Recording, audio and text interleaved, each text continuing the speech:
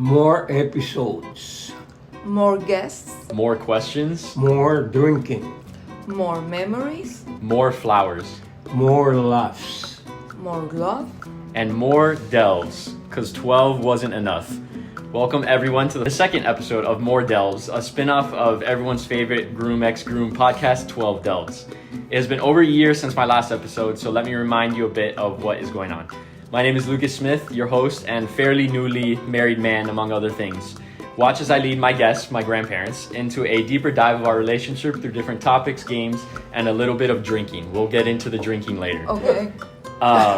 Joining me today on the far end is my garage toolhead, history-obsessed class clown, and devourer of all desserts, the father of my mother, Abba, also known as Carlos Lamas. And here on my left, right next to me, is the one who makes all the delicious desserts, deals with the class clown, and loves all of her monkeys, the mother of my mother, Aya, also known as Rosy Lamas. All right, so let's get into it. The first thing that you guys don't really know exactly what's going on here today. I told you guys I was going to interview you about a bunch of different topics. I have a script of things I want to ask you guys about. First and foremost, I want to talk about my childhood and how it pertains to things you guys remember about me when I was little, memories you have with me. I know it'll be tricky because obviously you guys have 5-6 grandchildren, and it kind of, I'm sure, mixes along the way of what memories are with which grandchildren and everything. Some things I wanted to bring up before I let you guys have the floor is with Abba, I remember building Lincoln logs on the floor, building stuff in the garage. There's obviously the story that we always talk about where I pooped my pants and you cleaned us in the back with the hose, just had us naked there hosing us down. Yes. I remember a lot of caramel little candies when you used to hide them in your closet away from Aya. You had your secret stash. I remember going in there and getting that. With Aya, I remember just laughing a lot of hugs, a lot of you guys calling us monkeys, a lot of playing on your computer and you teaching us, you making sure that we didn't get any viruses on your computer, cooking desserts, dancing, singing. So I will give the floor to you guys now. What do you guys remember about me as a little kid, the relationship that we had? Well, first of all, I have to say that my mind is doesn't remember a lot of things. She's in no better shape. I remember you were a very funny and cute little kid, and remember a couple of occasions.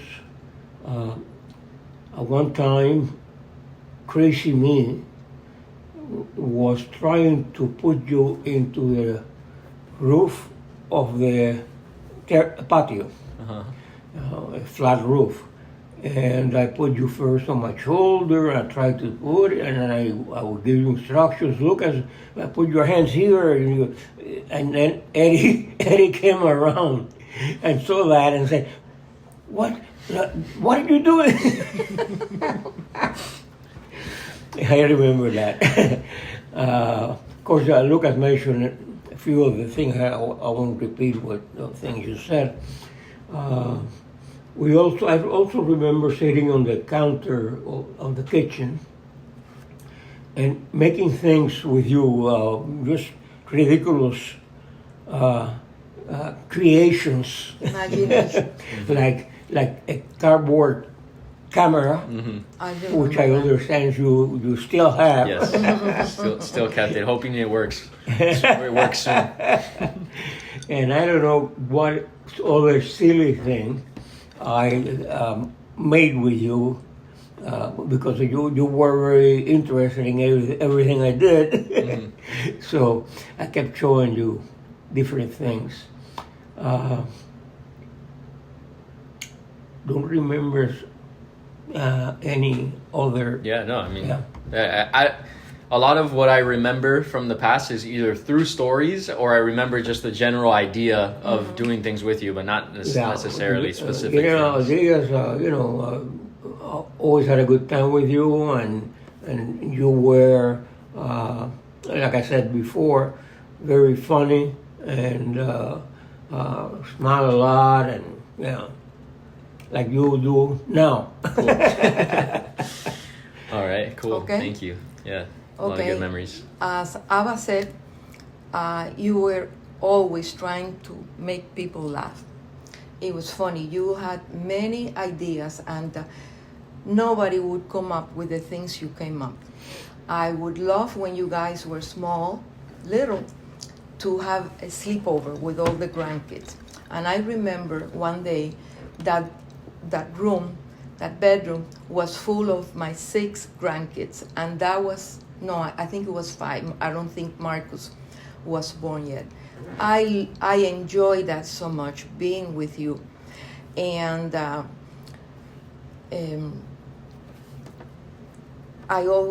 you're still funny. I call you my handsome grandson, and you always reply, my beautiful grandmother. I love that. You always have something good to say about people. I love you so much, and I'm so glad that you are the man that you have grown up to be. We love you very much. Thank you. I love you too. Those are very kind words.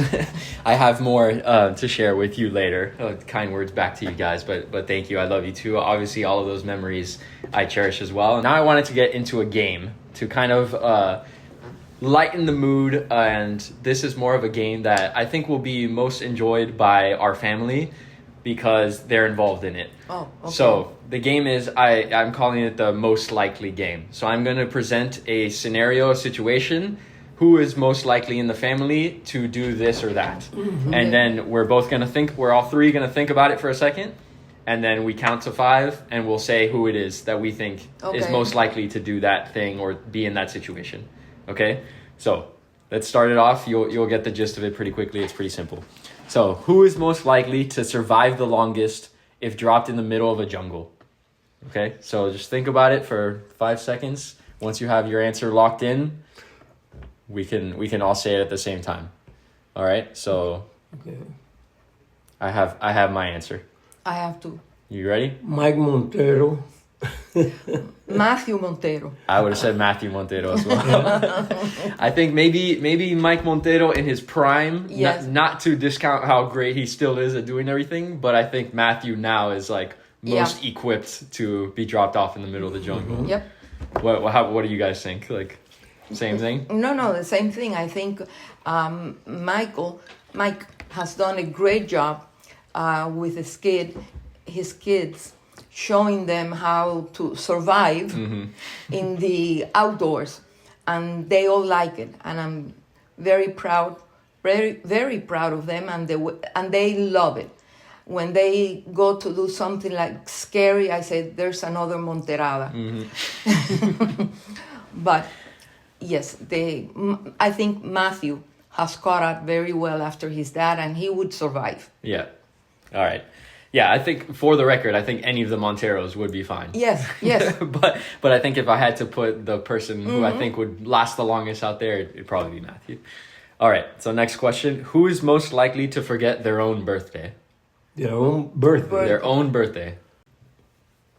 Me. That is exactly what I would say as well. Oh. Did you have a different answer, Aya? Yes, I did. What would you have said? Mike Montero. Okay, that's a good one too. That's a good one too. Let's go into the next one. And who did you think? I think Abba. My answer was Abba too. Next question. Who is most likely to start a family feud over a board game? So we're playing Family feud. over a board game or a game of cards or something. They get so... An argument? yeah, a big argument over a stupid little game. I have to think about this one too, because I think there's a few different people that I could choose. Marcus. What do you think, Aya? You? I think so too. I think it would be me too, because like there's a lot of, obviously our family loves playing cards and playing games and stuff, and obviously Thea and my mom like love playing games, but I don't know if they're like have that same competitive spirit that I feel like I still do. And I would get into an argument with someone 100% arguing why what I did wasn't cheating or why they are cheating and that. So I feel like that would be it. I don't know if Marcus would care enough to get into an argument about it. So. No, when it's about rules, I can do this, what can I do it? And that type of thing. I could see that too. And I feel like Marcus has lived his life having to defend himself against Michael and Matthew and me. So I could see him getting into it too. Who is most likely to cry during a movie that nobody else cries at? So it's a movie that's not necessarily a super sad movie, but this person is crying. Well, Aya. Miriam. Okay, I would say it's in between my mom and you. To me, it's pretty close. But those are the two people I had in mind. So I would assume like she gets that from you. Oh yeah, for definitely. Sure. Yeah, and I easily cry too. That gene has made its way down to me because I cry pretty easily too. I think Miriam beats me. Yeah. I used to cry easier. Mm-hmm. And the most unusual crying bout that I can remember where my eyes actually had tears. And, Well, actually, it wasn't running tears. It was, was an event that happened one time. I wanted to listen to classical music, and I put on Beethoven, which always touches me. And I put Beethoven's Chorale Symphony. It was so beautiful.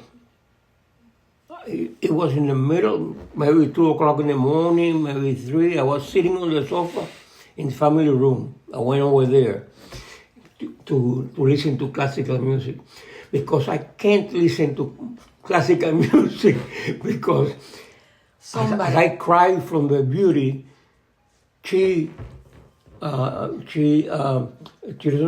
understand it, and it rubs her the wrong way, and she gets bananas with the classical music. Yep. So I don't play it in the house, and I don't play it in the car. I play it when I'm alone. Thank you. What do you like to listen to? Like if it was up to you, would there be no music or something else? No, I like. There's a station in Pandora that's called Malecón Social Club. I love that music. It's soothing, and at the same time, it's upbeat, and that's the music that I like. Do you like listen to that as well? Yeah, that station is fine. What is it about classical music that? It gets into me. Yeah. It drives. I mean, I get jittery and. She doesn't understand. I don't understand. It's not your typical melodic with a song or whatever. It's all these instruments playing. At different beats. Different. It's something in my body that reacts to that. Makes it very Edgy. edgy. What is it about classical music that you would say most pulls you into it? Like, why do you enjoy it so much? The beauty of classical music. Your father? I guess started with my father. My father in Cuba used to sit for hours in the dining room. I remember next to his old record player. Always had a fine one, and all that he listened to was classical music, and Beethoven was his favorite. And I think I inherited whatever it was that made Beethoven his favorite. It's not a sentimental thing. Mm-hmm. It's something in my brain that tells me, that's beautiful. Mm-hmm. Yeah. That's cool. Not me. Not in your brain? No, not in my brain. And I listen to many composers, Mozart, Bach, many composers. But the only one that really always hits me is Beethoven. Mm-hmm. Cool. All right. Next question. Are you ready? Yep. All right. Who is most likely to pull a prank at a family reunion? Oh, I have mine. Lucas. Marcus. I'm gonna say Abba. I think that covers kind of Abba, Marcus, and me. I would say are the three goofiest people Yes. in our family. Yes. So I think that makes sense as to why those are our three answers. Yeah. But yeah, that pretty much ends that segment. Next portion of what I want to talk to you guys about is all about our even Cuban roots. So obviously you guys were both born in Cuba, immigrated to the United States. You guys met in the United States. You didn't. We didn't really immigrate. We became exiled. Right, exactly, which is an important distinction. But you guys met in the United States, correct? You guys didn't know each other in Cuba. In Chicago. Right. Part of why I wanted to record this and talk to you guys about this is because, I mean, hopefully this video will live on to be able to be passed down Sure. generations That's a good idea. past me. And the biggest thing that I have ties to Cuba with is, I think, because we live in Miami, where luckily I'm surrounded by a lot of other Cubans and Cuban Americans and bakeries. Like, for example, I got us from one of the best bakeries in Miami, in my opinion, Islas Canarias, right around the corner from your house. Islas always reminds me of you guys. It reminds you. Why? Just because it's right next to your house and it's a Cuban bakery and a lot of times, like, over the years, I feel like we put it my together. So goodness. I got us a platter of croquetas to enjoy if we want. Okay. I will partake in eating some now, but I feel like because I've never been to Cuba, because I don't speak Spanish super well, I understand it almost perfectly, but speaking it, I don't practice enough to speak it fluently. There you go. No, perfect. This is exactly what this is for. I don't want my children to lose that even more than I have felt like I've already lost it in a way. Like you guys are my biggest tie to Cuba, and like I said, the Cuban food that I eat in Miami. But as the generations go by, it's inevitable that it's just going to slowly lose itself. But I don't want that to happen fully, and I want to be able to tell our family story as much as I can. And I think this video will be a very great way to teach my children and the children of my children about our history. So that's why I thought this was a very cool, important part of the video and the questions I want to ask you guys today. So I want to start all the way in the beginning. What are your favorite, best memories of when you were actually living in Cuba?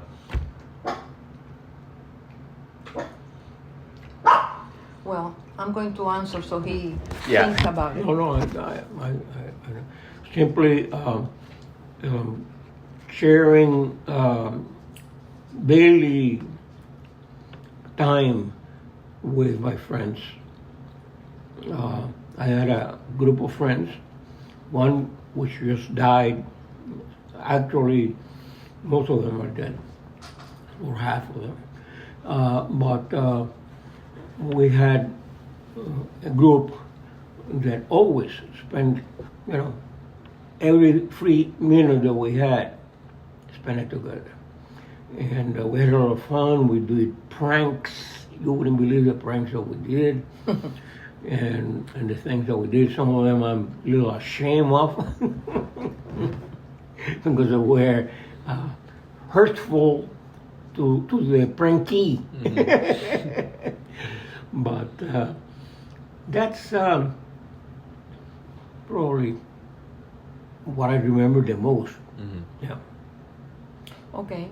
What I remember the most, as you know, I lived in a farm, and I was happy there. I liked the farm. I had a few friends, not too many, but my father bought me a monkey, and I loved that monkey. His name was Sebastian. Spider monkey. Spider monkey. And I used to play with him until one time I picked him up like this, and he bit me right on the face. I guess I tickled him or something. We used to go every year to the beach, Menendez Beach, and we rented a house. And my father would take Sebastian with us. And there, all of our family from Havana, and Oriente, they would come, they would take turns. And almost every other week or every week, we had guests in our house, my cousins, and I love that beach. I love those summers, spending time with them. And I loved my school. The only thing I didn't like is that I was, what do you call when you stay to sleep? Like boarding school. In a boarding school. And I was there from Monday through Friday. Then on Friday, my dad would pick me up. That's the only thing I didn't like. And how old were you in that time? At that time, when I was in the boarding school, I was in 2nd grade. Okay. So it was like an elementary school. Yes, 7, 8 years old, more or less. Yeah. And but I have good memories. I have good memories, and I enjoyed my life in Cuba. And when I came, well, I'm not gonna get there because you are probably going to ask. Yeah, we'll get into it. Just for the sake of making sure we have it, where is it specifically in Cuba that you lived? And then I as well. In Havana, near Belén School and Tropicana Cabaret, or nightclub. And so that was in the city of Havana? Yes. Okay. Yeah. Yeah. I lived in a farm in the province of Matanzas. The farm was called El Sordo. And I lived there until I was about 9, when we moved to Colón. That's the school. I was in the boarding section.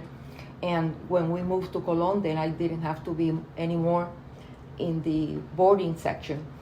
And then before we came to the United States, we lived about a month in Varadero Beach, while my father got everything together and all the papers and everything. So that's where I live. She spent a lot of time, and I thought it was only one thing that you could say. Exactly what was the question? Just where you lived specifically. Yeah, but the one where I answered spending time with my friends. Oh, that first thing was just what are your best memories of? Best memories. Or the earliest memories, what you did there in Cuba, what reminds you of those days? I like to add. Yeah. No, please. Playing baseball. Yeah. And particularly hitting home runs. I did a lot of those when I was very young. As I got older, and I'm talking 20, 25 maybe, I wasn't that good. I mean, I started going down. You reached your peak when you were a I reached child. my peak probably at 18, something like that. Okay, yeah. And people were very surprised at how I hit and how far I could hit the ball, because I didn't have a big body or anything like that. I had a good swing. Mm-hmm. My brother even better. Mm-hmm. I used to, when you mentioned it, pranks, the amount of pranks that in my life were, my mother was very scary, scary cat. And I used to have fun with that. And one of the things I remember doing is climbing a tree in front of my house, a big tree, and showing up on top of the tree and sticking my head out and asking somebody to call my mother. Mommy!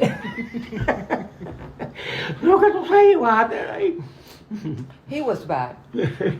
He was bad. But I had an unbelievably quiet and loving family life. I just did all my life outside with friends, but my family life was great, and my mother loved me too much. And by loving me too much, he kind of, what's the word? Malcriado. Lo Me malcrió. malcrió y me didn't harden me enough. She had a special thing with me, which some some of my siblings, Didn't have. didn't enjoy it, but she was very special to me. I remember a story she told me, or even you told me, one of them, that Carlos, she punished Carlos to sit on a chair and he wouldn't sit down. And Carlos, don't get up. 10, 12 years old. He would get up. Then she took him and she put him on her laps and went like this to In the him, middle. so he wouldn't go out. And then and then her sister came in and said, Concha, what are you doing? And she said, que tengo a Carlos de penitencia. She was like that. Last aspect I want to ask you about when you were actually in Cuba is what about the food, the music of the time of Cuba? Is it how I picture it, of like the station that you said, kind of music playing and croquetas and rice and beans, and what was it you guys were eating and listening to in the time? And the food was pretty much what Cubans eat in Miami. In my case, my mother made some great desserts, and it was most families lower middle class and up, or middle class and up, had people helping the house. And there was a cook, and there was a this, and there was that. And the washing lady, there weren't any washing machines at the time, so she would come and wash and iron, and So Cuban women at the time would sit and play around with little. They really had a lot of free time on their hands. So when they came to the United States as exiles, they had a lot of adjustments. Yeah, and so these cooks made good food. And would they cook like just for your family specifically, or they like cooked for no, of for families? For the family. Cool. I mean, we had lunch and dinner sitting down every day. In school, they would take you back home for lunch and pick you up again in a bus. So you eat at home a big lunch. The food, and you mentioned something. The music or entertainment of the time. The music. I used to listen to primarily American music. I used to love Elvis Presley at the time, and a couple of others, rockers, which were just starting out the rock and roll craze. We lived 2 blocks away from Tropicana nightclub, and that nightclub was very famous worldwide. And from my patio or front patio, terrace or whatever, in the house, I would sit down and I would listen as if it was in my house. Nat King Cole, Frank Sinatra, don't remember who else, but those two stick to my mind, and I would enjoy that a lot. So in terms of music, I thought my father was crazy with his classical music. Children don't appreciate classical music. So I listened to my own music, and that was it. The beginning of what they call now, and we don't like it, old-timers don't like it, salsa. Salsa includes many different, different dances and music that had their own name, and the Americans decided that they were going to throw it all together and call it salsa. And that was a business decision by somebody in Hollywood or something. But cha-cha-cha at the time, la pachanga, the Cuban and foreign singers that lived at the time and, were very popular.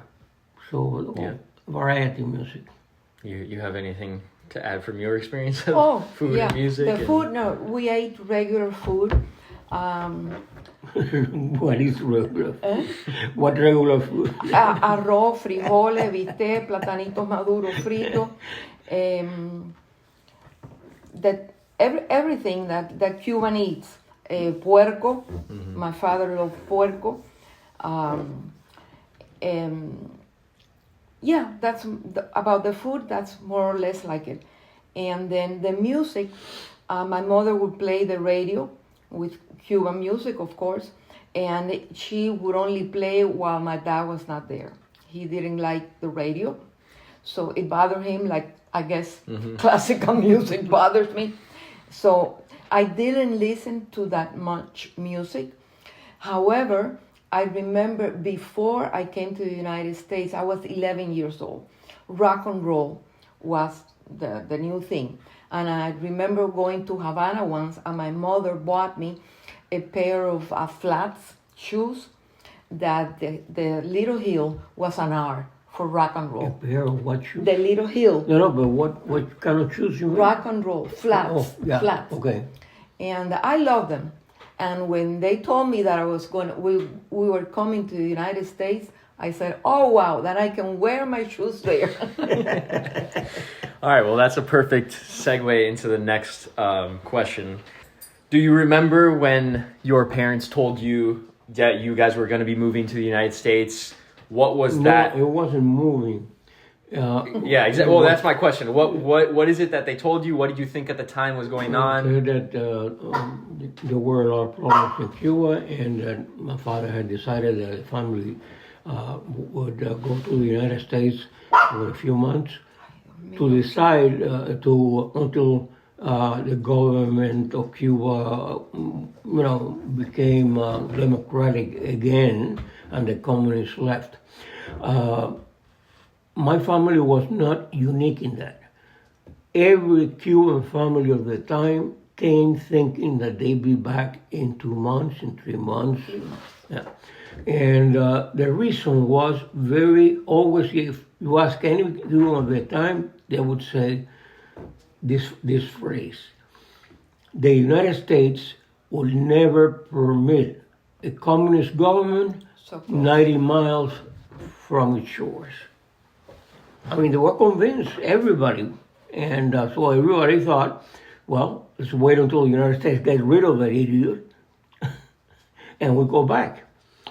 And even with that, it created a lot of apprehension on my part, because I had the best life that I could have as a kid, and I was very happy.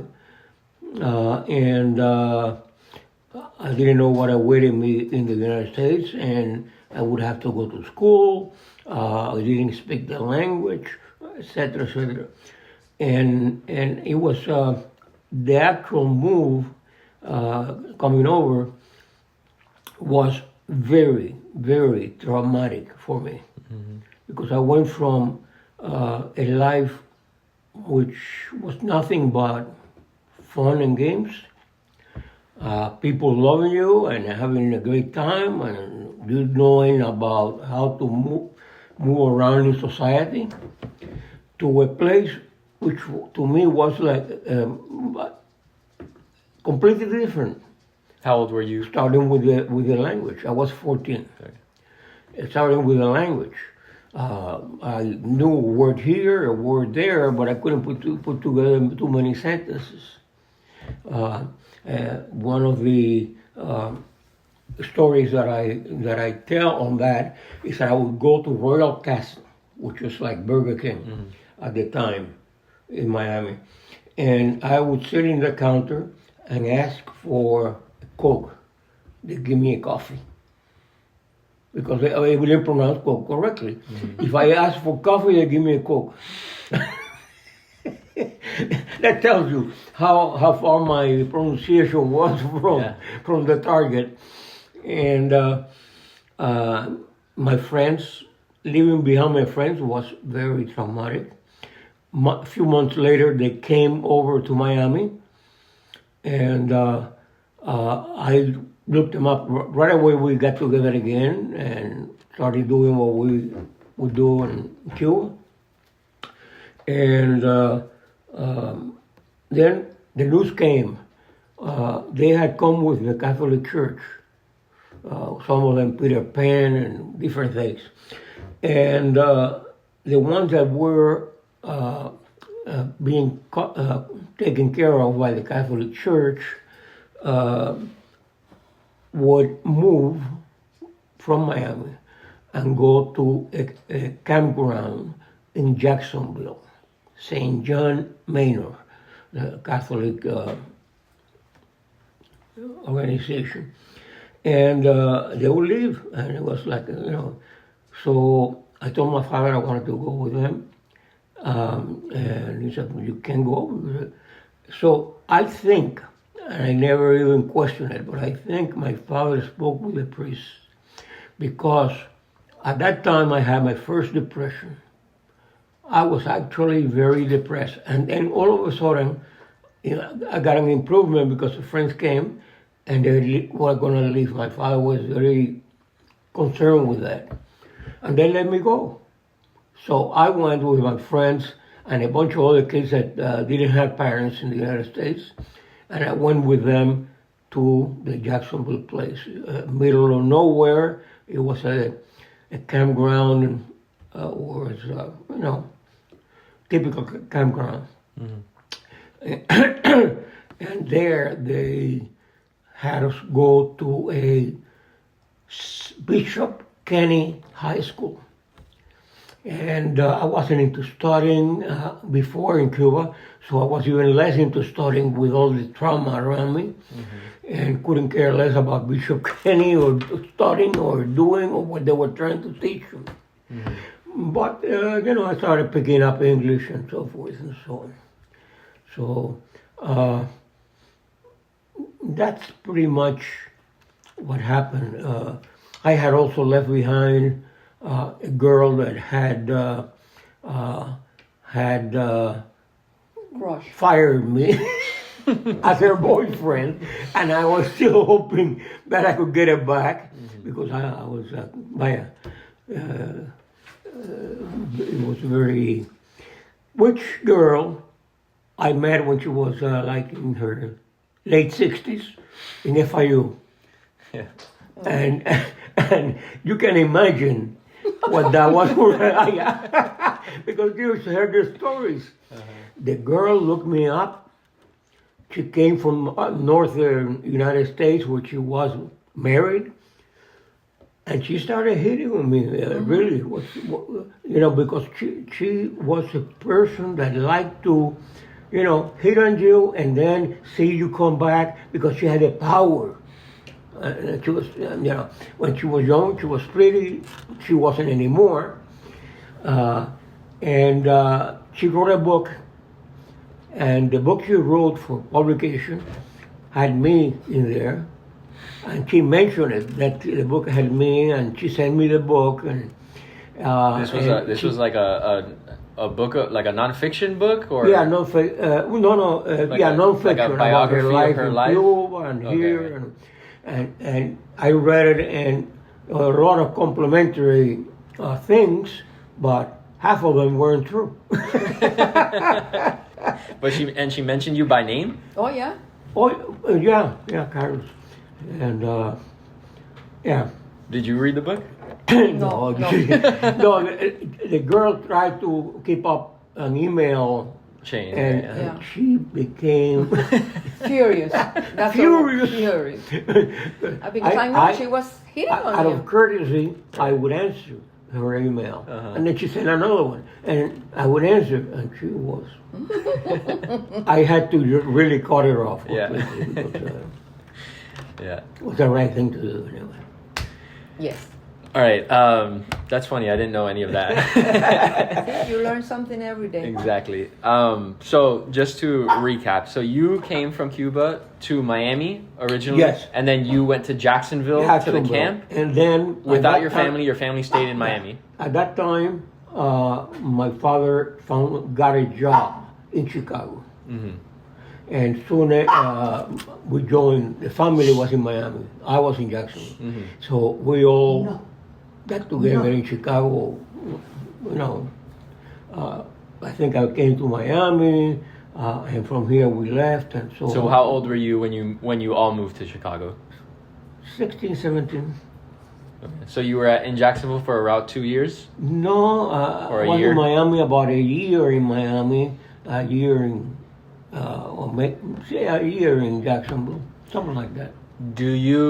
We'll get to your story in a That's okay. That's okay. Was there a time that now looking back that you realized like you were probably your family wasn't going to move back to Cuba? Did that happen years later? Many years later, like 20, 25 years later. Yeah. I sort of gave up on it when I saw that the U.S. would, in fact, live with the communist regime in 90 miles from the shores. Mm-hmm. And everything told me that it was not likely that the government would fall, and my parents had their roots planted here in the United States, jobs and retirement and et cetera, and so I sort of gave up on the idea, although in back of my mind I didn't completely discard it. Mm-hmm. But then the people that made me happy in Cuba were here Mm-hmm. in the United States, so I started losing a little bit of the interest. You said it was like 20, 25 years later. That, not to skip too far ahead in the timeline, but obviously you were already at that point married to Aya, you had children. Yeah. So you still, even when you had my mom and my aunt and Al, you were thinking eventually you guys were going to move back to Cuba, or I don't think so. No, No. I don't think so. So at that point you were already like, okay, this No, is... and I started thinking, well, maybe I'll buy an apartment or a house in there and go on vacation often, Mm-hmm. that type of thing. Mm-hmm. Yeah. Okay. Now to start back at the beginning for Okay. you, Aya, when did you figure out what was happening with you moving? What did you think? What were you told? Okay. What's your experience? As I already said, I lived the last I'm gonna take another one of these. month and a half, maybe it was even 2 months in Varadero Beach, and they told me that we were going to stay there for a while. I didn't care. I mean, I didn't ask why. Because your father's land had been My father's taken plan- over by the government. Yeah, my father's farm was one of the first that was taken over in the province of Matanzas. And so my father realized right away, he realized that was communism. And so he started his plans, doing everything. So in the meantime, we were in Varadero. They put us, my brother and I, in a school. We were going to the school. And one day, they told us we were going to Havana. And I guess all the plans were already made, and I was not told about it. But they told my brother and I that we were going to the United States for 3 months. And I was very excited. All my friends lived in Colón. So when we moved in Colón, Matanzas, when we moved to Varadero, I had no friends there. I just made a few friends in the school, but for only 2 months. Mm-hmm. And I was very excited. I was wearing my rock and roll shoes, and within a week or so, we left, and we left for only 3 months. We left in the last ferry that came to Miami from Cuba, and my mother even brought the silverware because we were going for only stay for 3 months. So I started right away school. Your father bought the car. My father brought the car. We came in a ferry, and he brought the car and a huge box in front on the top of the car, and right away. And you guys came to Miami. We came to Miami. We stayed in Miami. Right away, we came December 3rd of 1959. I was 11 years old. And by the following, in January, I already started school. And I liked it. I didn't know the language, but I kind of liked it, and I tried to get along with my friend. Were there other Cubans that had also come at the same time you did at that time, or was it all American? It was mostly Americans. We knew a family that their father was also had a farm near my father's farm, and so we went to visit them right away, and those were the ones that helped us get settled down. We rented an apartment right across from them, and I started going to school, and I liked it very much. And that was my experience coming to the United States. It was the opposite from Carlos. I was told everything is going to be At good. the time, from the conversation, I guess I can tell she was a child, and she didn't have a lot of attachment to the outside world. Exactly. And I was a teenager. Right. You had just gotten into the age of you actually discovering what it is you like and Exactly. And like I said before, my friends from school, I did not see them again when we left the year where the school year ended. So I never met them again. There were no phones, no contact, so I had no idea.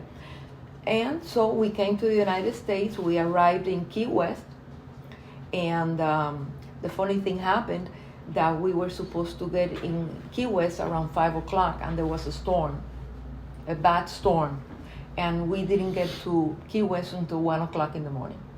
I mean, the ship was like turning sideways. They were taking off the what do you call the boats that put like people? The sails. Oh, the safety boats. The safety boat. Right. They were unscrewing them, and so they could put us on the water. Luckily, that didn't happen, but that was a sad experience. But after that, we came to Miami, and we rented an efficiency, and I went to school. It was a school like about 10 blocks from my house. I walked with my brother every day, and that was about it. I also would like to let you know, let the family, let everyone know that I went from being a prankster in Cuba and a funny kid and everything else, and happy kid. I became a depressed rebel in Miami, and didn't want to go to school because it was embarrassing to be sitting there and not being able to talk and so on and so forth. And got to the point where my father said, "We're going to go and register you in Coral Gables Senior High School." I didn't want to go, but he made me go. When I was there, and we were at the desk, whatever, talking to the people, and I said, "I'm not coming to school, to this school." And like I said, I was a rebel. I must have been 15 and a half or 16 maybe, and 15 and a half, I would say. And I told my father, who was a very, very, what's the word, stern a man, but he was, that was his character. It's not that he was tough on the kids or anything like that. He was a very serious, stern man. And I told him, for the first time in my life, I completely faced him up and said, "I'm not coming here." My father got the picture, and I didn't go. And soon after, it was when they sent me to Jacksonville. So my father must have remembered and thought, well, if he stays here, he's not going to go study, so send him. Okay, so you guys moved to Chicago because your dad got a job.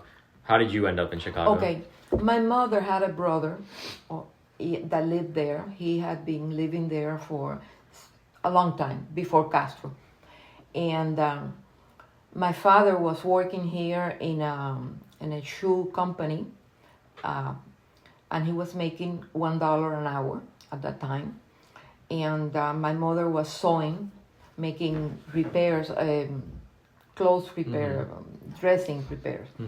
And we eventually, with that money, we were not making ends meet.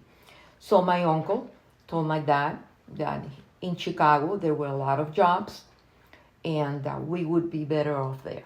La jamonera was in Miami, No, in Chicago. Chicago. Y aquí In the shoe company. vendió donuts, ¿no? Con la mujer. Oh, he also sold donuts. Donuts? Donuts.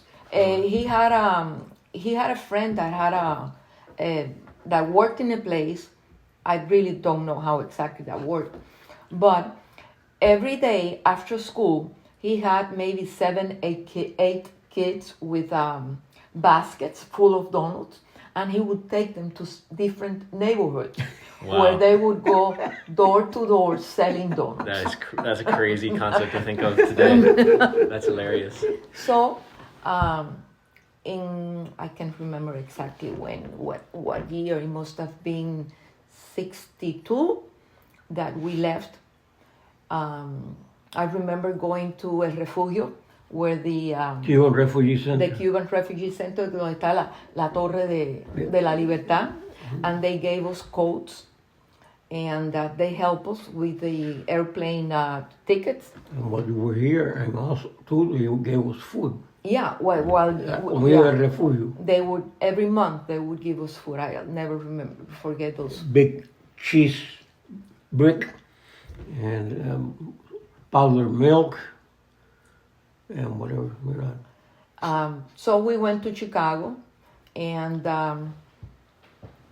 I think we stayed with my uncle a couple of days, until about a week, until we got an apartment.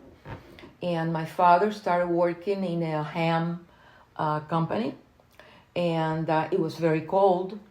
When we moved, I can't remember. During the winter time, I remember my father telling us that when he had to go to the bathroom, he wouldn't go to the bathroom. He would go to the back door and pee on the wall, and it would freeze. The urine would freeze. Yeah. That was my father. And my mother started working in a watch. What was the name? Waltham Watch. And in 1963,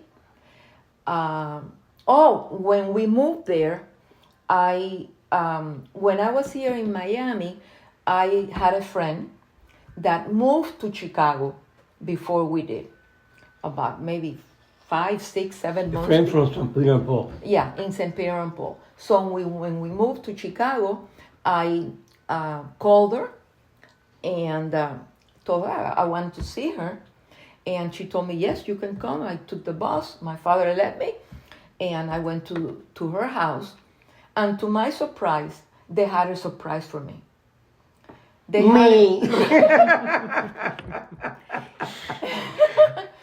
So, and it was a very critical moment, because remember the girl that I left in Cuba? She came to the United States, moved to Doylestown, Pennsylvania. And at age 17, I decided, she would be teasing me with letters and stuff. And I said, what's going on? Is she or isn't she? And then I decided that I was going to find out. So I came to Miami alone on a Greyhound bus to first see my friends and have fun with them. And then I took another Greyhound bus to Doylestown, Pennsylvania. Went to see her, and I struck out badly. She couldn't care less. And from there, I went to visit my aunt in New York and stayed with her a couple of days. And I talked on the phone with the family, and I let them know that I was really in bad shape. It was really... And So they knew that, and they had to do something, achieve something. So when I went to his house. My friend Nene, she said, "Oh, I want you to be my brother." So he came out, and I said, "Oh my God!" Before I came out, she came to. There's a friend of mine in the living room I want you to meet, and I was combing my hair, making a big, deal about combing my hair and dressing up and whatever. And I said to her, "Well, I don't know. All your friends are pretty ugly." No, she's a friend of mine. And I finished what I was doing, not interested at all, because I thought I was going to find a fat old lady there that would be a bore, and when I walked in and I saw her, she shocked me. She was a beautiful, beautiful girl, and I was very shy. With women, I was very shy with girls, and so I wanted to be with her, but I didn't know what to say, talk, and whatever. So our living room had an offshoot, with windows and so on. I sat there with a book, and the book went like that, and I would look at her, and then I would look at her. I wasn't reading the book, I was looking at her. And there, the whole thing started. That's exactly how it started. All right, well, that's beautiful. We will continue on that. But I want to kind of change up the whole setting. Still on the theme of Cuba and Cuban food specifically, more Cuban drinks, Cuban coffee. I want to do a segment. We're changing this up. We're going to go in the kitchen, and you guys are going to teach me how to make Cuban coffee the way you do it. Okay. All right, let's go do that. Oh my God. This is the one that I use every day. And the very important thing is that when it broke last time, we tried different, very expensive and, different kinds of espresso coffee makers. None of them gave us Cuban coffee. And then we finally went to Navarro and got a Cuban coffee maker, which is cheap, but that's the only one that makes, for little money other than commercial. This is like a regular coffee a Cuban coffee maker. But I like this one because when you pick it up, you turn it on, and when you pick it up, it turns off automatically. So that's why I like it, so nobody can leave it on. Okay, so I will make coffee now.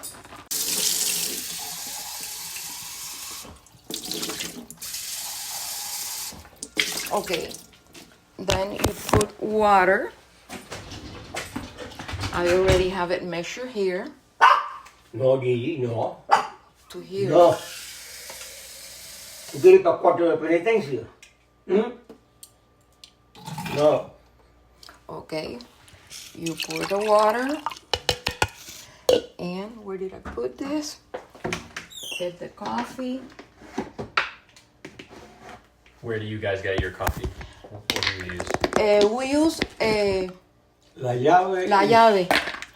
It's our favorite, but Bustelo. Whatever is less expensive, because it's crazy how coffee is going up, the price of coffee. Okay, so I fill it up. Woo! And then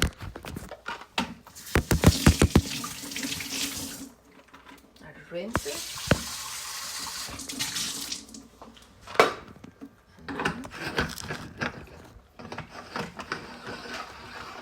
This is like a regular coffee maker like that, but it's electric. So you put it here and you turn it on.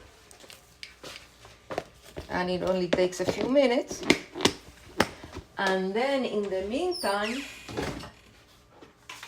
I put sugar here so I can make espumita.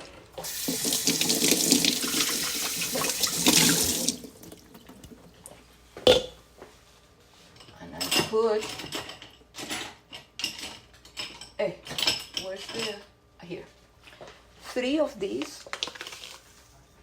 One. Those are teaspoons? No, this is half a tablespoon. So it's 1.5 tablespoon.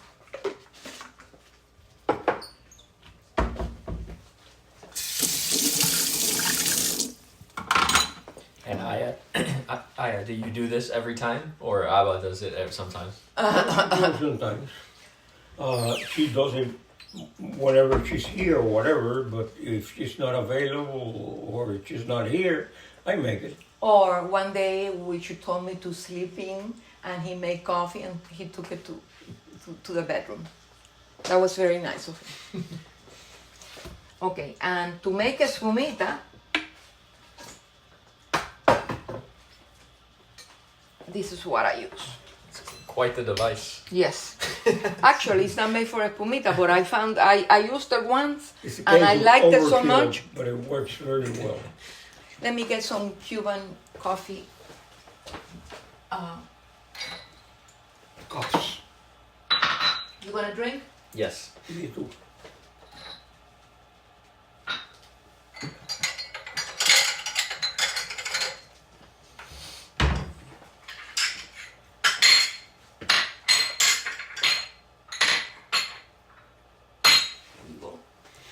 You make Cuban coffee at home? So I guess I'll record this because this is interesting. But, I never really drink coffee at all. You know, my mom doesn't really drink coffee. No. My dad does. He drinks coffee every morning. But I never really drank coffee until about 6 months ago. My boss George that I make the videos with, he loves coffee, and we'd always go to coffee shops, and he'd get coffee and I get water. Like I never drank coffee until about 6 months ago. I started just trying it a little bit more, and now I'm obsessed with it. And I make Cuban coffee at home. Wow. with our coffee data, but I'm still figuring out the measurements and exactly how it is. But I think that's part of the magic is figuring it out as you go. Right. So How big is your coffee maker? we have one that makes 4 shots, and then we just bought one because I was making it so often for just me. We bought one that is just one recently. Ah, okay. See, Yeah. It's almost getting there. But honestly, the smell of Cuban coffee reminds me of your guys' home when I was little. Every time I'm making it, it reminds me of you guys. How sweet. I make it every morning and then after lunch. And Yeah. that's it. We don't drink anymore. Yeah, I usually have it as an afternoon pick me up. I don't really drink it in the morning, but if it's around 2 p.m. and I'm tired and I still have stuff to do, I'll make it. It's almost there.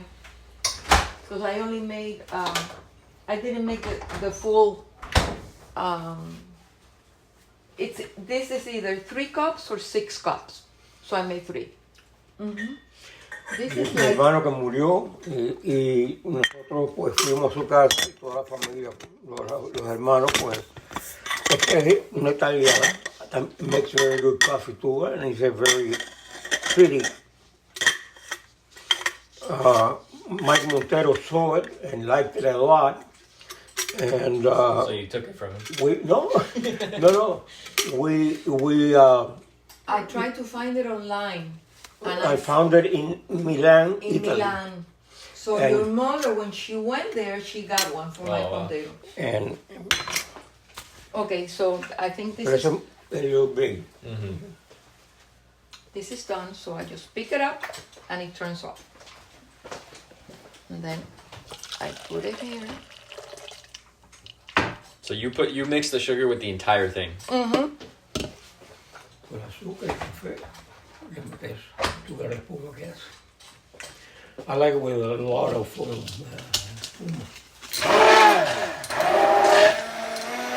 Don't have it pressed up, so that's why There you go. and you have to drink it right away. Mm-hmm. For the best. I mean, you leave it half an hour or whatever, you need to reheat it. It's not the same. Oh, Okay. it's way different. Mm-hmm.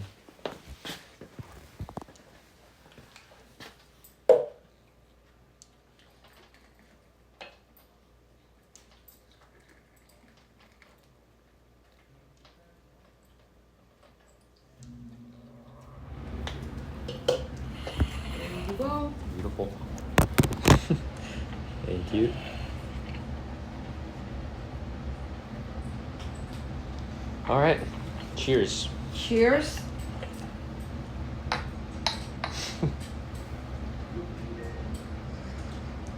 This is a reminder. Good. Delicious. Good. Glad you like it. Okay, so now we have food covered, your stories covered of Cuba. We have coffee covered, which is delicious, by the way. Glad you like it. The next segment of what I want to get into, I think the last thing we were talking about was a perfect way to go into that, which is you guys were talking about the first time you met. You guys met each other, you went over how that specific situation went.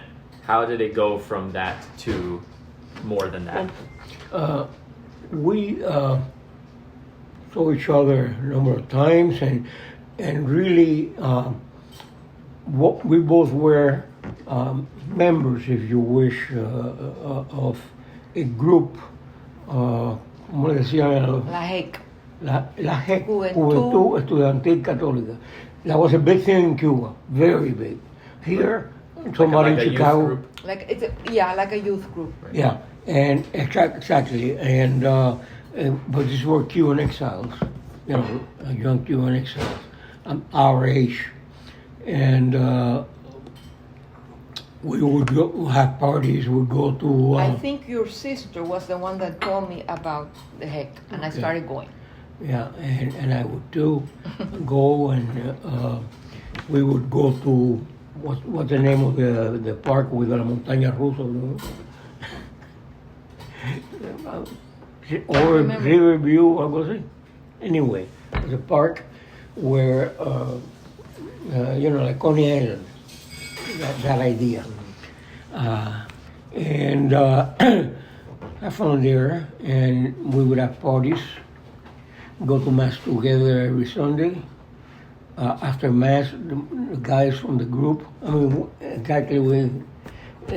people wanted to stay together because outside they didn't have friends, So it was and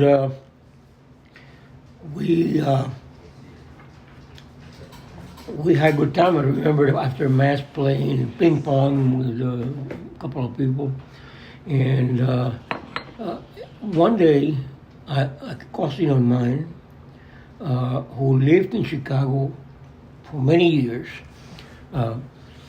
he started in the computer business in the 1950s, I think, with IBM.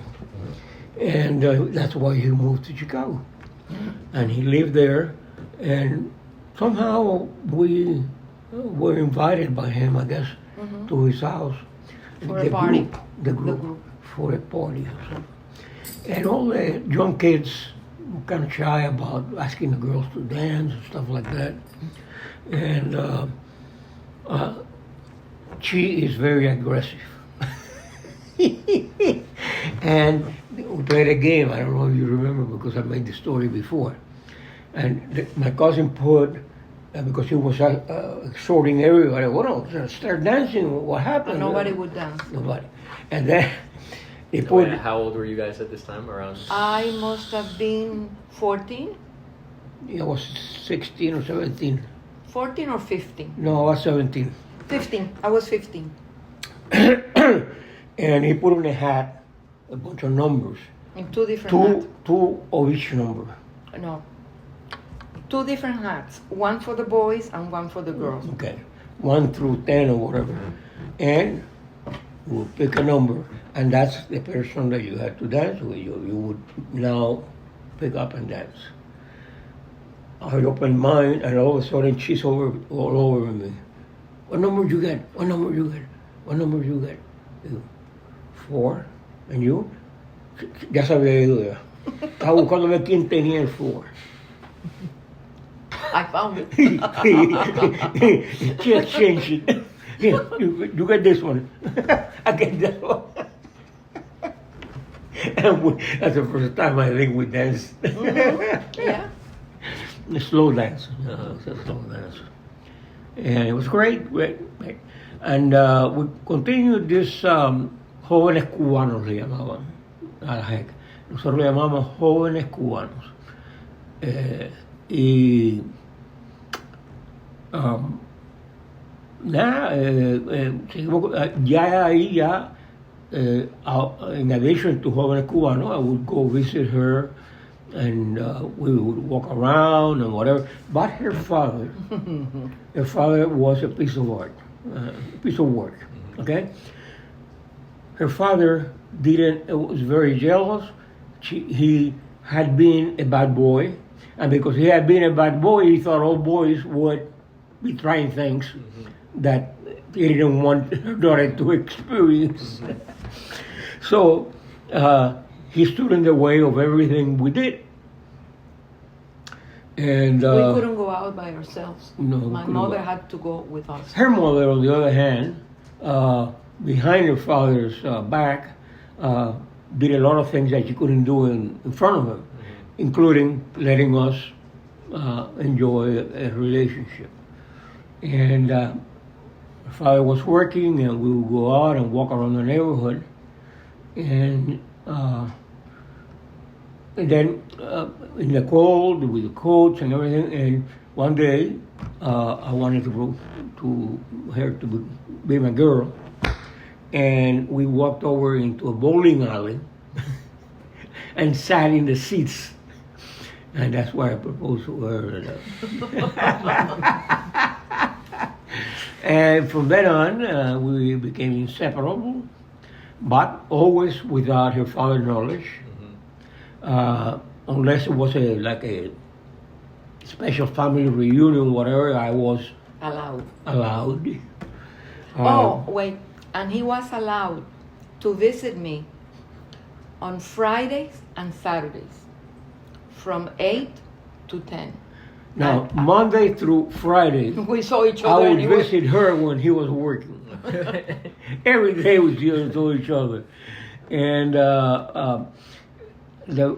what it was is I parked my car early in the morning, a little bit away from the house, from her house, half a block away. Saw him leave for work and took his parking spot, went up the stairs, and then spent the time with her. Her mother let us go out occasionally, go here, go there. We started going to the Chicago museums, making, all the different places, a lake, and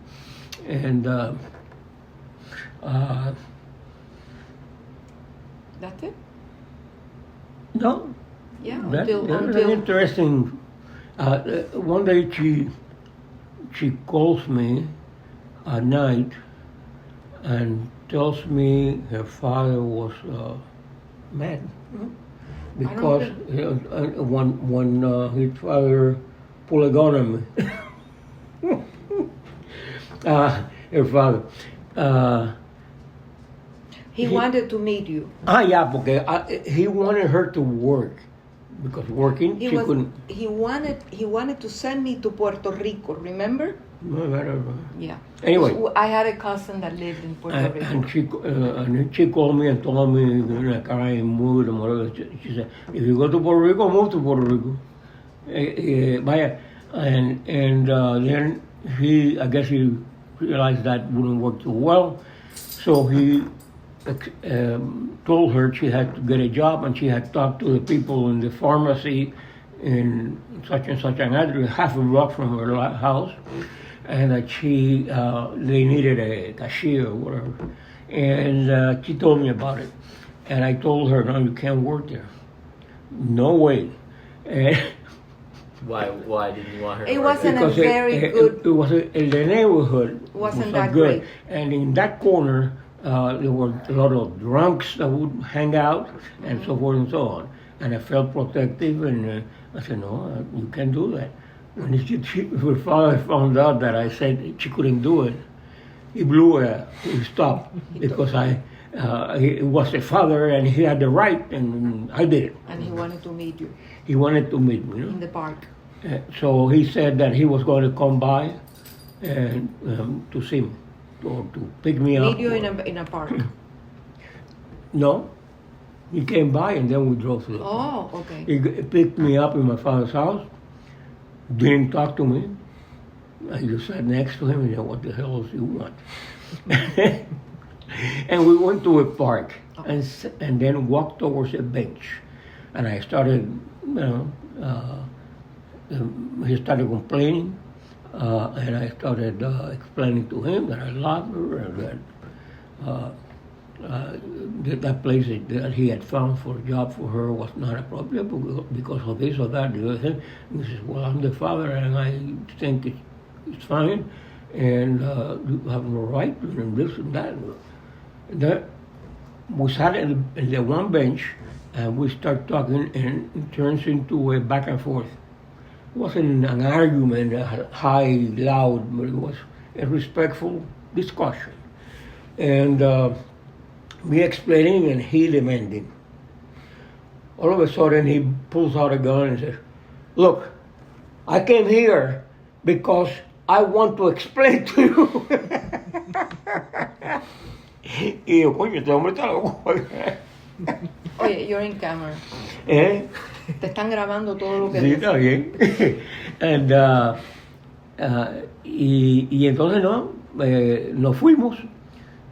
Y when I got home, I explained to her what had happened. After he took out the gun, did you pretty much like stop?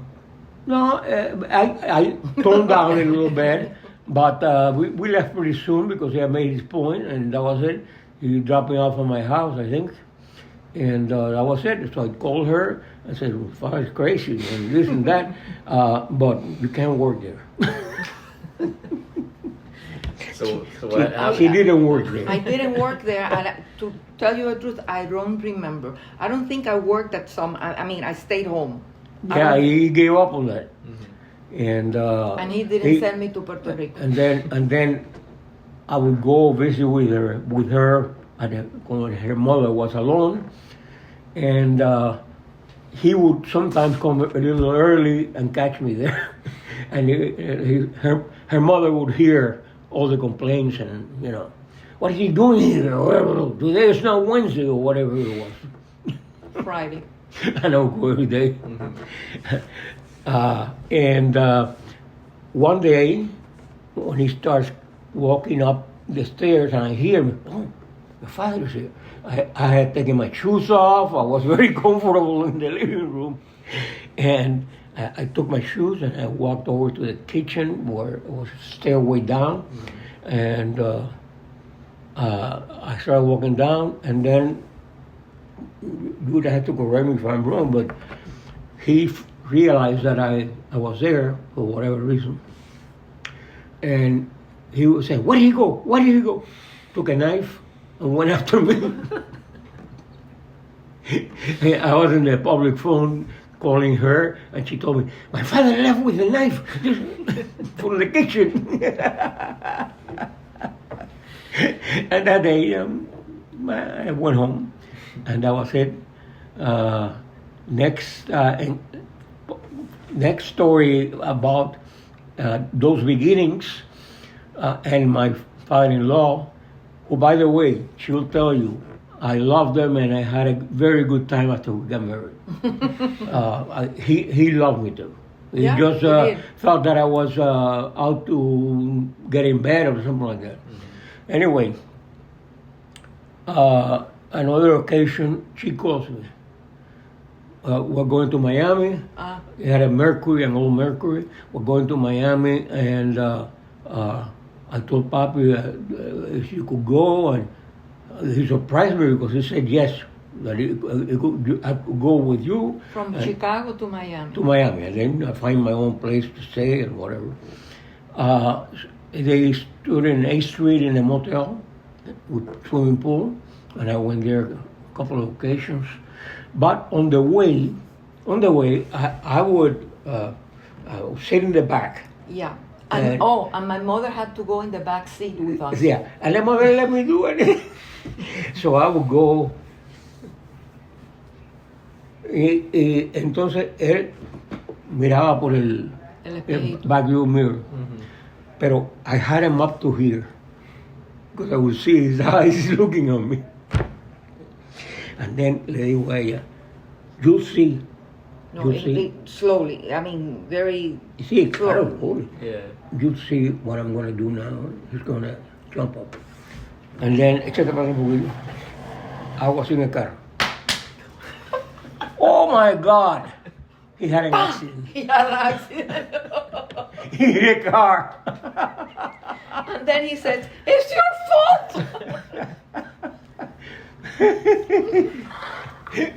And That was the best one. And we spent a lot of time like that, and it got a little difficult to Digest. Navigate. hide and seek, play hide and seek with my grandfather, with her father, and so we started talking about getting married to clean up the situation. And I didn't have a job. I had a lousy job, and I was in school, and not a good time to marry at all. No savings, $300 in savings, but we were crazy, and crazy in love, and crazy young, and so we decided, and I proposed to her in my car. There's no knee bending and stuff. In my car, I brought you something, and I want you to marry me, and this, that. Anyway, very simplistic presentation. Did you talk to her dad about it before? Yes, you did. I did. Yes, you did. I don't remember. Yes. Okay. And then we got married, and that was it. We started having children right away. We were 2 kids, and kids don't think about this. Is this the time to have kids or whatever? They just do it, and when they do it, they wonder, "Is a kid coming?" There was no attempt to stop that, and Carlito came pretty soon. Okay, cool. Let me see. I had some specific questions about it. Okay, yeah. How did your relationship change from, obviously there was the early years, then you got married. How did it change when you started having kids? Well, changed for her a lot because I was working outside. When Carlos was there, you had somebody to take care of him? No? Okay, so she quit her job, whatever, she had a job, and took care of Carlos. And at that time, it was fine, I would go on a train to Chicago downtown, and I worked there as an accountant, even though I only had an associate degree, if you wish. And I steered towards tax accounting. And anyway, we still got along very well. Then the twins came, and actually 2 years later, and it was, she calls me, I'm sitting at my job, and she says, she had gone to a doctor, and she says, "They are 2. Ew, 2 what? Son dos. Two baby. Ew, what do you mean 2 baby? Twins. I was very excited. And the first thing that came to my mind is, this family won't fit into the car that I have now. I bought a huge car, an Oldsmobile station wagon. And the girls came, and they were adorable. It was really unbelievable. They have always been, since the day we were born. And they would talk to each other, bubble, like Matias talks now. A little bit. Hermanita, they would call each other hermanita. Hermanita, dame eso que está ahí. Así. Hermanita, lo otro. Y entonces, papi dice que no puede. Papi dice esto, mami dice lo otro. Y hablaban así, tenían unas conversaciones del carajo. And when did you guys move from Chicago to Miami, and why did that happen? I wanted to move to Miami soon, but I was My studying. parents were already here. Yeah. They had. Yeah, and I wanted to move to And Miami. your family was all in Chicago still? Yeah. Okay. But my friends were in Miami. The same friends that you went to Jacksonville with, and they were in Miami. Okay. A big attraction. And Miami had the Cuban food and the music and everything else. So I wanted to come over to Miami, but I decided to wait until I got my degree. And I was working full-time as an accountant. And then I would, at the end of the day, at least 3 days a week, I would walk over to the university where I was studying accounting, major in accounting, undergraduate degree. What university was it? DePaul. Okay. DePaul University, the Catholic University. And I studied there. For the first time in my life, I began really trying to get good grades, and I was getting good grades. I graduated cum laude. And what changed then? Do you think it was just like motivation to provide for your family? Responsibility. Yeah. I had the kids, I had a wife. I was going to start an adult life. Did you enjoy what you were studying, or it was just kind of like the route you went through because it was most easy to you or accessible? It was a practical right. decision to do something that I was good at, and at the same time where I was guaranteed a job for sure, and I would have a job for my whole life, because accounting was very easy to find jobs and move around and stuff. So there were a lot of practical things. I didn't know, obviously, a few things, like when I graduated, I told her, this is the time. I'm not going to wait for my diploma. I'll ask him to mail it to me, to Miami. And I started writing and sending resumes to Miami had very little tax work, small city. And my specialty at the time, even before I graduated, was international tax. U.S. taxation of international operations y un poquito de taxes in different countries. This is around like 1973. That's the More year or when less, you Yeah, moved? more or Right. yeah. And in 1973, we moved over here. It came with the car and children in the back. They paid the See, company that hired you. See, because I made appointments for dates that were within a week or two of each other, and I went to see the Big Eight. Four of what were the Big Eight public accounting firms. Today it's Big Four, Big Two. I don't know. They disappeared, and 3 of the 4 offered me a job. Oh, wow. I came in as a senior. I was deeply resented by the associates.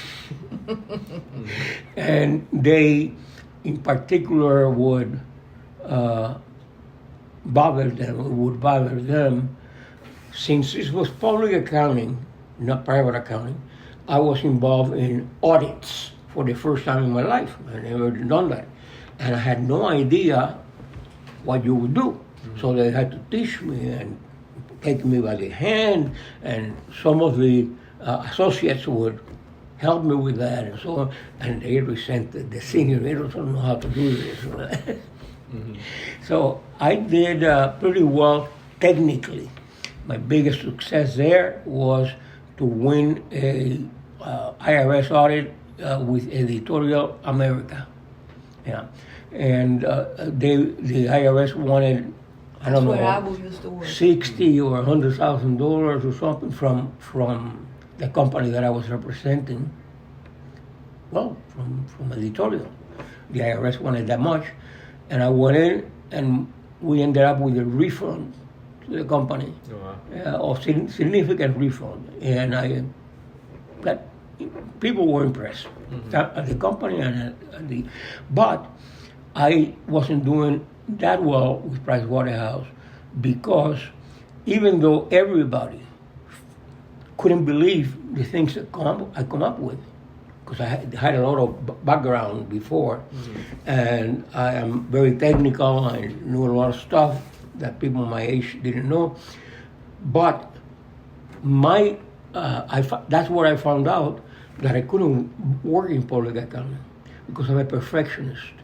Public accounting, you have to,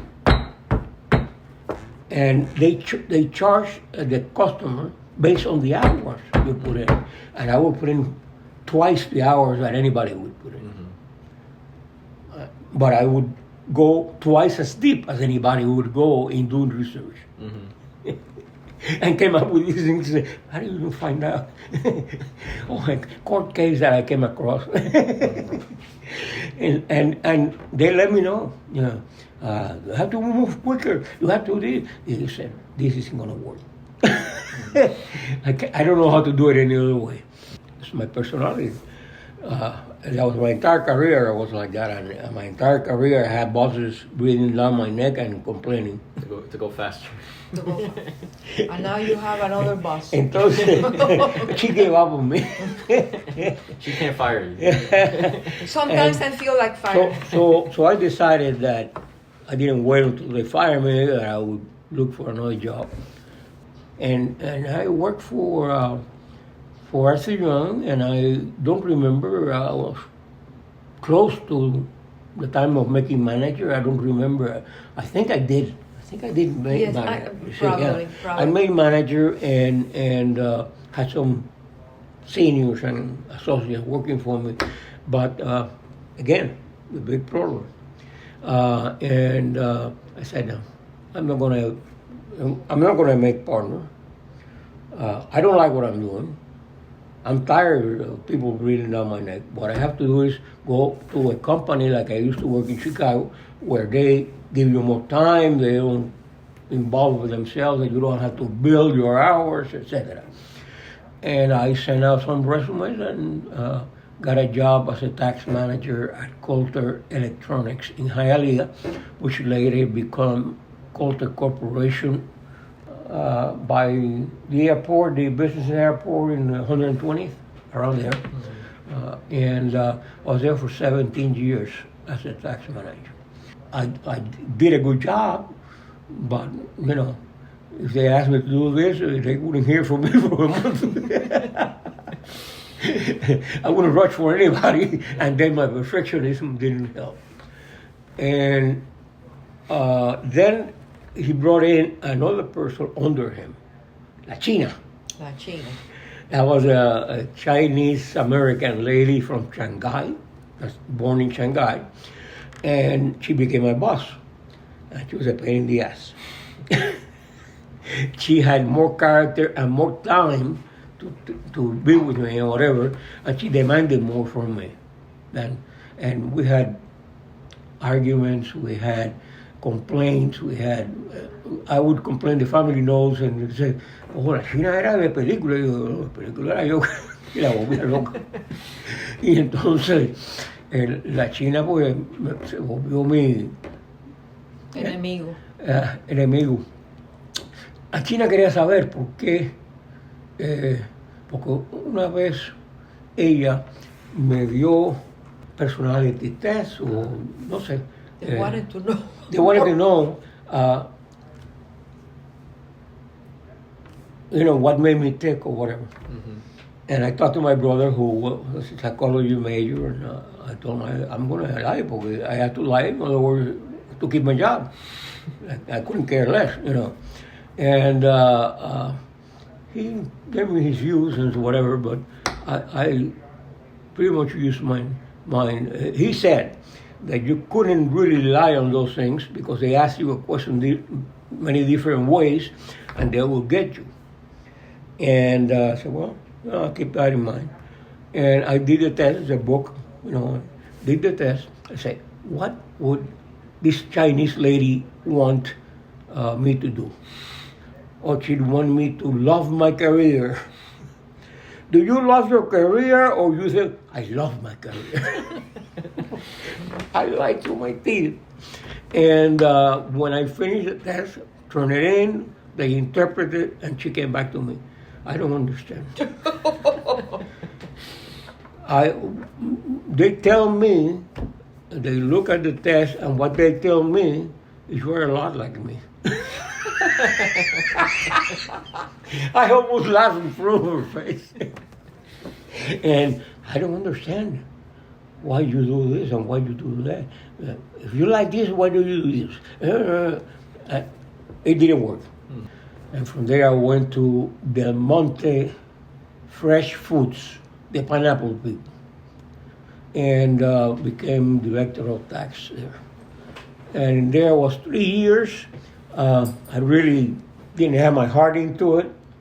I didn't. By then, I really didn't like my work. I was struggling with my work, and I traveled a lot and went to many different countries, and worked there for about 3 years. And That was it. eh? That was it. That was it. So I stopped looking. And when I stopped looking, I was in the house, she was working, and I wasn't receiving Social Security yet, so I started with her the food catering business. And we fed, your father got me in Became, there was a school that your father somehow had a big luncheon there. It was like 230 people. And we did lasagna for 230 people. Also, la mamá de Josh,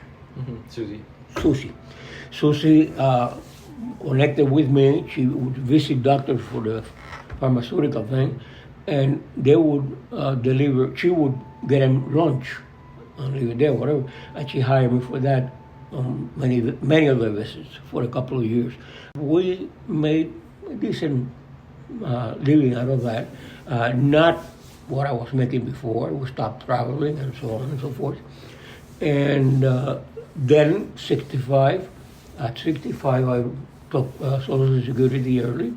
And with that and the catering, we were doing fine. And then she quit. And she retired. What is something that you would say that both of you need to answer this question? You'll have different answers, but what is something about Aya or Abba that you fell in love with back then that you would still say to this day is something about them that you love? Aya, number one, her beauty. She really struck me. Number two, she had a conversation, very social, very the opposite of me, but I tried to keep up with her and did better than. As years passed, I became more withdrawn and more myself. the myself that I am now. She's an introvert. And she was loving, she was smart, she was very responsible for everything she did. Very responsible. And whether it be the house, doing the house chores, taking care of this or that, my parents, whatever. And what else?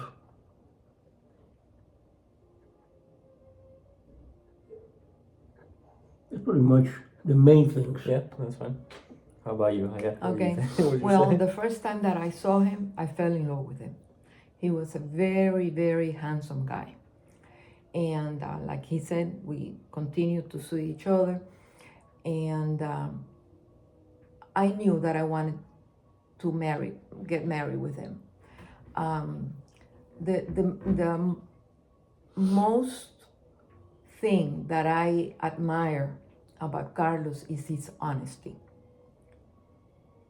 He is a very honest person.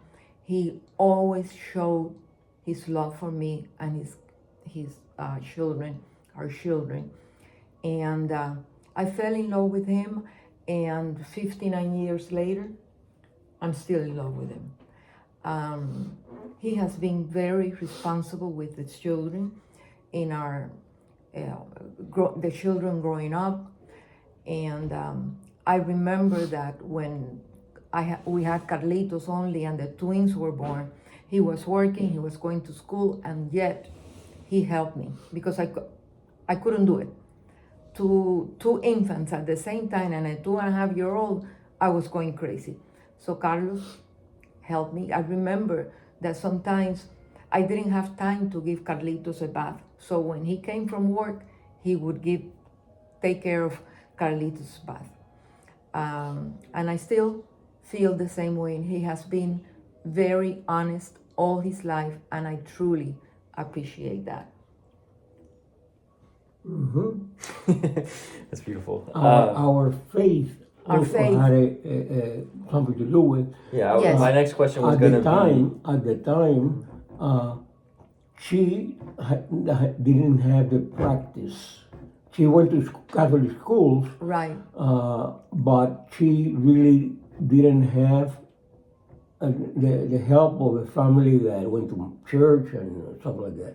And I did. Through him. So I forgot to say that. Yeah, Through- my next question was going to be a question that everyone asks couples that have been together as long as you have. What is the secret? I assume you guys are going to mention faith I forgot. for sure as a huge part for of. sure, but I would say love. Yeah, love, but Our love for each other hasn't changed one bit. Has grown with time, and I couldn't see myself. I would miss her a lot if she say goodbye. said goodbye to me. But because I'm an introvert and I don't have contact with a lot of people and whatever, her love keeps me sane. Her love and her company. That's the only one thing that keeps me sane. My daughters, I love them well, but they have their own families and their lives and they're busy and but with her, so when she retired, it was a lot of fun for her to be together all the time and do what we wanted to do. Okay, I remember when we early in our marriage, we went to church every Sunday, and I saw him, and I said to myself, I want to feel the same thing he feels, the way he talks about God, and I didn't have that. And I remember that going to church one day, and I say, God, I want to feel what he feels. And slowly, first we went to Impactos, and that helped him too. But kind of, I did my first walk in our faith. Not my first walk because I was raised in a Catholic school, but my family didn't practice religion. And then after Impactos, I went to Cursillo, and that really hit me. And from there on, we kept on working in movements, Impactos and Cursillo. No, we never worked in Cursillo, no. But Impactos, working in Impactos every so often, every 3 or 4 months, really helped us get to know Christ better. I learned what serving others was. And then after we got a little bit older, we stopped serving in Impactos, and from a recommendation from your mom, she asked me to go to Emmaus. Even she worked that retreat and gave a talk in Spanish. Wow. Pobrecita. But she did a great job. And after that, I stayed involved in Emmaus, and every time I work, you grow. Your faith grows. It's natural. I introduced her to Catholic life, and she beat me many times over, and the service that she has provided the church is unbelievable. She can't stay quiet. Yeah. So after Emmaus, then I went to St. Vincent de Paul, and I worked there a lot, and I really helped. We used to go to visit people that asked for help, and I would see the needy, the necessity those people had, and we help them. And that's about it. Yeah. Okay, cool. Well, before I actually fully wrap it up, like I said, I want this video to end up living past generations. I hope you edit it. I will edit it. I will edit it to put the most important parts, the parts of the story. But the last thing that I want to have you guys kind of say is, eventually I will have children, and they will have children if it's what is meant for me. And I want you guys to speak. I guess right now the only great-grandchild you have is Matias. Matias. So pretend right now that you are speaking to Matias when he's older, or my future children and their children. Is there anything you want to say to them? Okay, always show your kids that you love each other. That no matter what, we are both always thinking of the other person. And also, pass down your faith. It's very important that you pass down the faith that you have to your children. And it will be more difficult these days. Yes, it's more difficult these days. But look at Miriam and Christina. Miriam and Eddie instill God's faith in you. And look how well you are all doing. What do you have to say?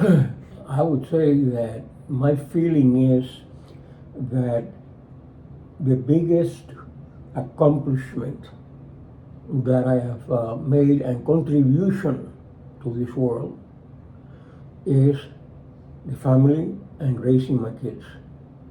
By far, because that creates a legacy. And Miriam and Christina got married, their children, they absorb what we provided them 100%, and added, because they are better parents than we are. Okay, so they are even better. They're young, they're smart, and they do great. They have a great family, and they have passed on to their faith. And to me, that's by far, the one accomplishment that I have made in this world. Okay, cool. Final thing, I need to read it off of the computer, so I'll move this here. It's just something that I wrote to say thank you guys. Thank you to you guys, but I don't want to mess anything up. I want to make sure I say it all. So I'm just going to read it, but know that these are genuine words of mine. I just wanted to be able to make sure I didn't leave anything out.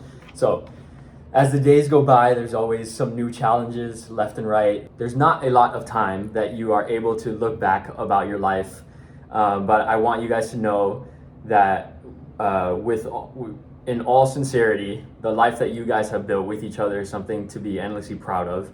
People would give up anything to be in the shoes that you guys are in, including myself. I know it's not and never has been an easy road, as we've gone over all of the different things that you guys have been through in your life, and obviously there's way more that we didn't mention.